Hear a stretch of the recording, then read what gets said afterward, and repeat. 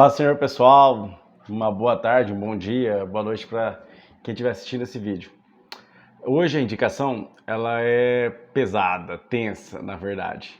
Eu acabei de ler esse livro aqui, ó, Teologia Moderna, tá? Ele é do H.R. Mackintosh.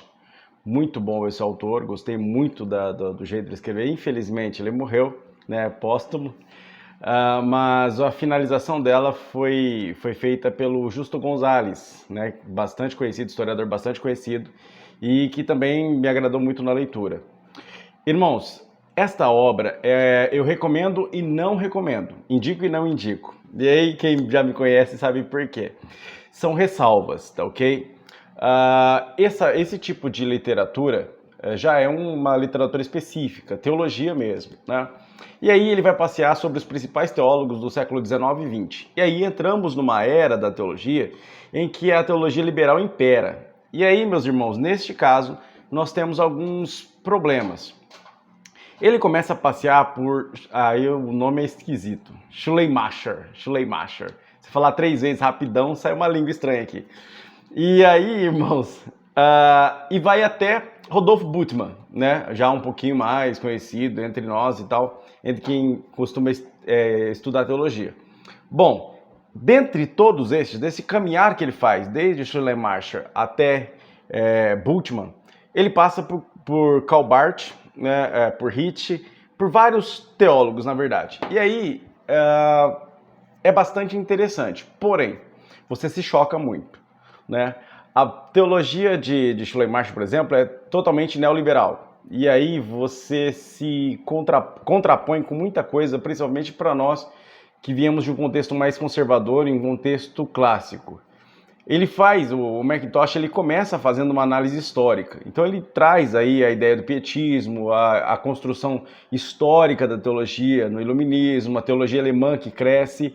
E aí ele vai falar sobre alguns filósofos que dominaram o período moderno. Kant, Fichte, Schelling, Hegel, principalmente Hegel. E aí, a partir dessa ótica, ele começa a falar sobre os teólogos. E aí ele inicia falando sobre a teologia do sentimento, que é do Schleiermacher. Essa teologia do sentimento, ela pega um bom punhado de páginas, e aí é um pouquinho até chata, porque ela foca muito no ser humano. Na verdade, mais da metade do livro vão falar sobre teólogos que que trazem toda a teologia a partir do ser humano, a partir do homem. É o chamado antropocentrismo.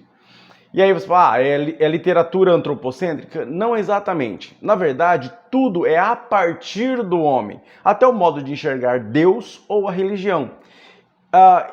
Principalmente Schleiermacher acredita que o método para se enxergar Deus, para se chegar ao divino, é afundar-se em si mesmo, é a introspecção.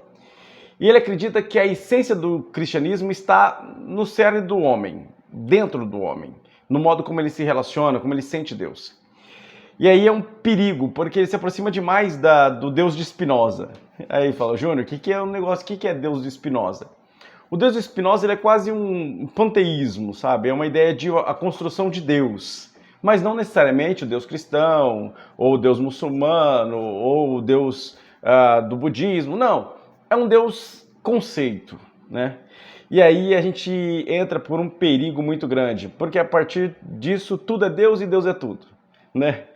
E isso está muito presente hoje, você vê isso muito presente nos artistas. Eu quero dizer, olha, Deus, eu amo Deus, eu falo sobre Deus, Deus é tudo para mim. No final das contas, eu não sigo nenhum padrão moral relativo às coisas divinas. Eu quero continuar vivendo a minha vida, perdoe a palavreada aí, mas fumando minha maconha, fazendo meu sexo desenfreado, aproveitando tudo que tem que fazer e no final das contas posto um vídeo no Instagram cantando hino. Coisa mais linda do mundo. Como se eu fosse uma pessoa de Deus por causa disso. Machuquei você? Calma aí. Vamos seguir nessa análise desse livro aqui, tá bom? Tô falando disso. A teologia moderna, ela dá base para esse tipo de comportamento. Não a teologia moderna, mas a teologia desses pensadores. Começa a olhar o homem mais do que a Deus. E aí começa a focalizar no homem. E isso é um problema. Quando nós queremos buscar Deus, temos que olhar para Deus. E aí o Mackintosh faz as críticas dele a cada um dessas teologias. Quando passa do Schleiermacher, ele vai dar uma breve introdução sobre Hegel.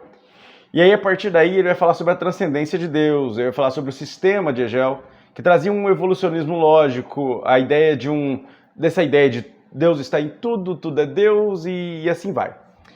E aí, o próprio Deus se aperfeiçoa na linguagem de Hegel. O próprio Deus, ele é Deus a partir do momento que ele se conhece, a partir do momento que ele cresce experimentando e fazendo as coisas.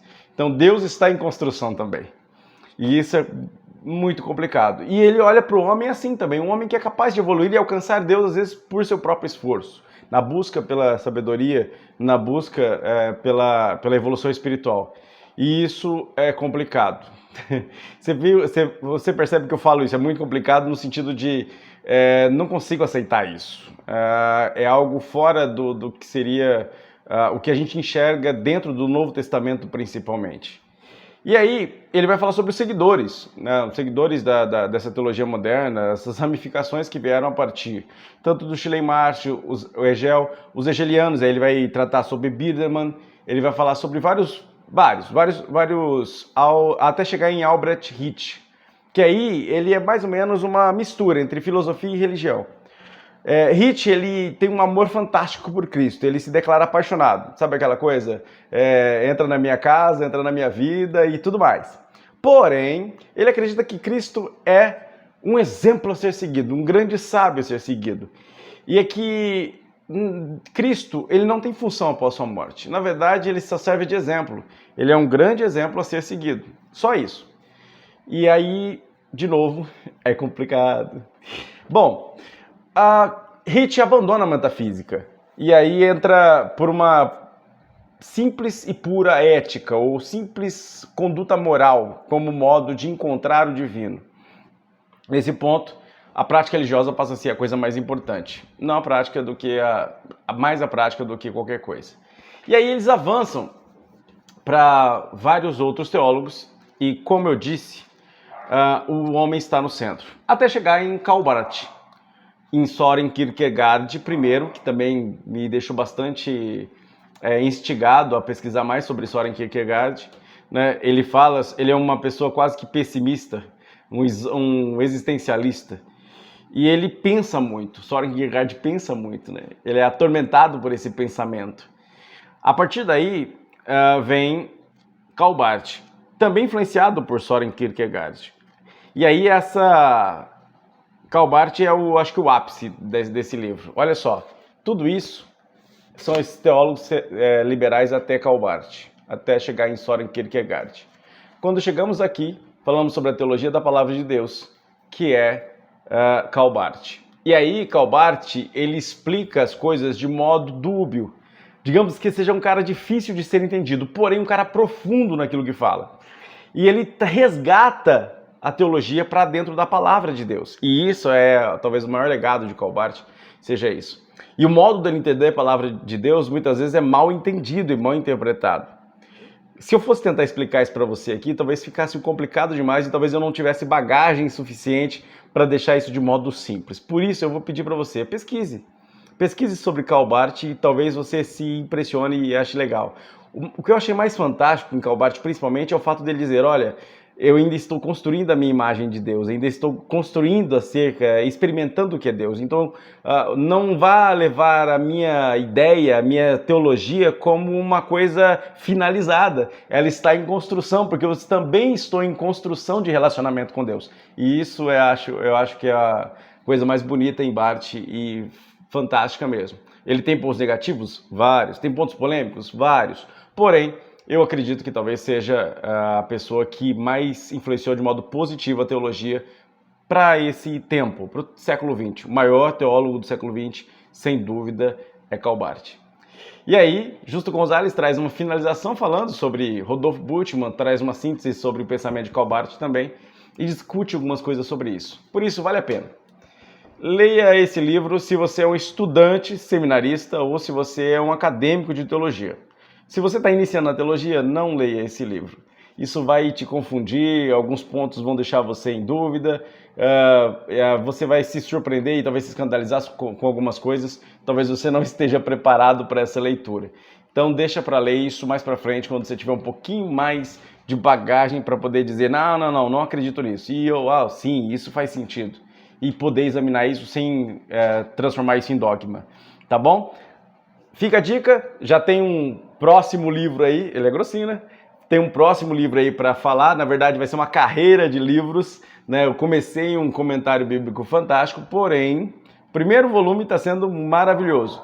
Eu só vou falar dos outros quando eu tiver lido, tá bom? Então acompanhe comigo a próxima leitura e a gente se vê na próxima indicação do JC. Grande abraço!